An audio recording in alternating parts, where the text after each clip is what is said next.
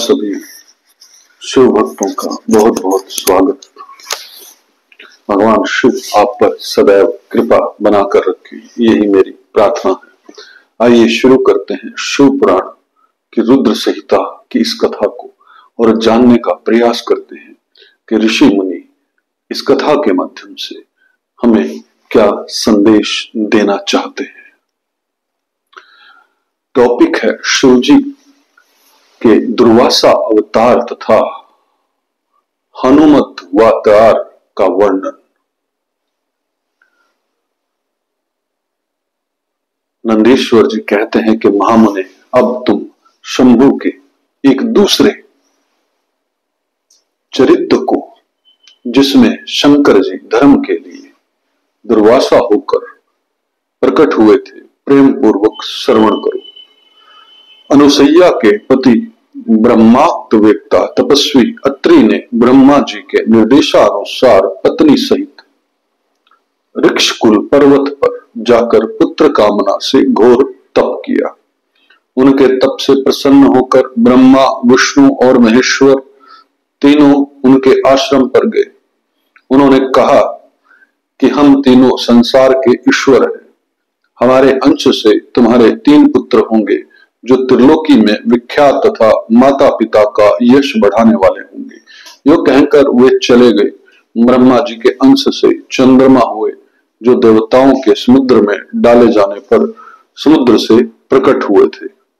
विष्णु के अंश से श्रेष्ठ संन्यास पद्धति को प्रचलित करने वाले दत्त उत्पन्न हुए और रुद्र के अंश से मुनिवर दुर्वासा ने जन्म लिया। इन दुर्वासा ने महाराज अम्बिरव की परीक्षा की थी।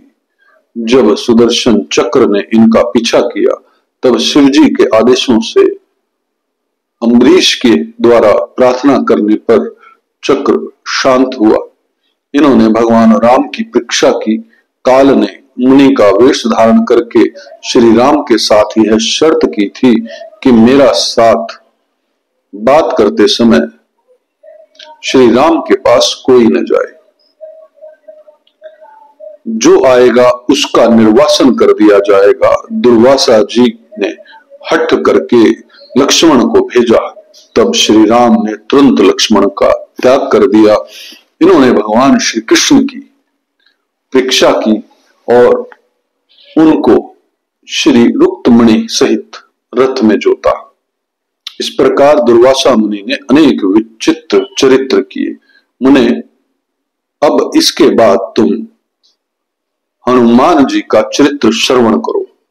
हनुमत नृप से शिवजी ने बड़ी उत्तम लीलाएं की हैं। विप्रवर, इसी रूप से महेश्वर ने भगवान राम का परम हित किया था। वह सारा चरित्र सब प्रकार के सुखों का दाता है, उसे तुम प्रेम पूर्वक सुनो। एक समय की बात है, जब अत्यंत अद्भुत लीला करने वाले गुणशाली भगवान शंभु को विष्णु के मोहिनी रूप का दर्शन प्राप्त हुआ, तब वे कामदेव के बाणों से आहत हुए ही की तरह शुद्ध हो उठे। उस समय उन परमेश्वर ने राम कार्य की सिद्धि के लिए अपना वीर्यपात किया। तब सप्त ऋषियों ने उस वीर्य को पुत्र पूरक में स्थापित कर लिया, क्योंकि शिवजी ने ही राम कार्य के लिए आदर पूर्वक उनके मन में प्रेरणा की थी। तत्पश्चात उन महर्षियों ने शंभु के उस वीर्य को राम कार्य की सिद्धि के लिए गौतम कन्या अश्विनी में कान के रास्ते स्थापित कर दिया। तब समय आने पर उस गर्भ से शंभु महान बल पराक्रम संपन्न वानर शरीर धारण करके उत्पन्न हुए। उनका नाम हनुमान रखा गया। महाबली कपीश्वर हनुमान जब शिशु ही थे, उसी समय उदय होते हुए सूर्य बिंब को छोटा सा फल समझकर तुरंत ही निगल गए। जब देवताओं ने उनकी प्रार्थना की, तब उन्होंने उसे महाबली सूर्य जानकर उगल दिया। तब देव ऋषियों ने उन्हें शिव का अवतार माना और बहुत सा वरदान दिया। तदनंतर हनुमान अत्यंत हर्षित होकर अपनी माता के पास गए और उन्होंने यह सारा वृतांत आदरपूर्वक कह सुनाया।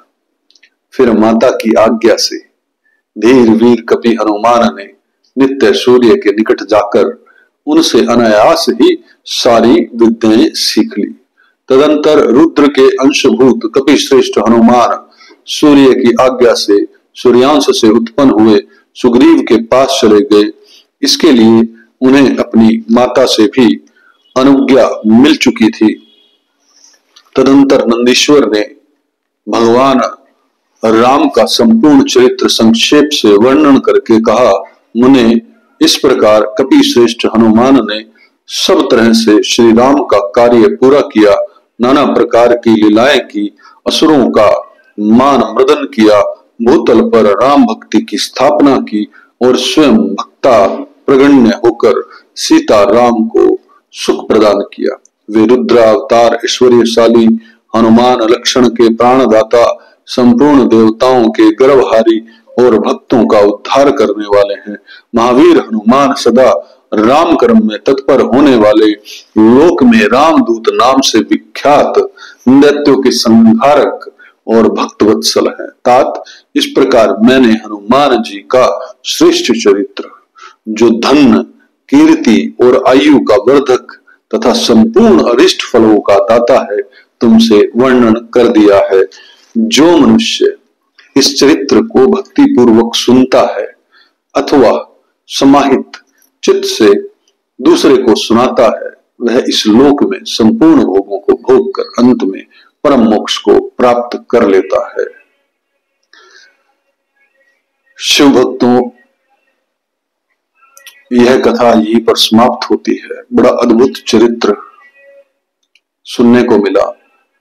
पूर्ण विश्वास है कि आपको भी इस कथा से कुछ न कुछ लाभ अवश्य होगा।